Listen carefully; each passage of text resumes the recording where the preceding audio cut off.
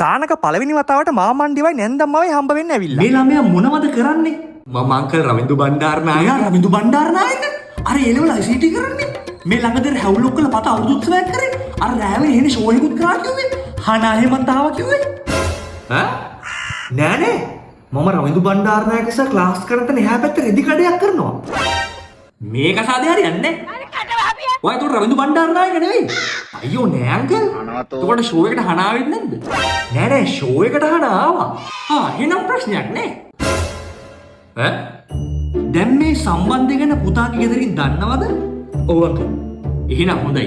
තාත්තා එහෙම හොඳින් ඉන්නවද? තාත්තා නම් අංකල් මාස කිහිපයකට කලින් නැති වුණා. කොහොම හරි ඇරෙන්න තාත්තට වෙන අවුලක් නෑනේ. දෙන්න යාළුනාට අපේ ෆැමිලි බෑග්ග්‍රවුන්ඩ් ගැන තව ලොකුවට දන්නේ නැතුව ඇතිනේ. මමගේ දුවට දෙනවා ලොකු ඩවුන් එකක්. මේ පුතාට ලතු එහෙම ඇති.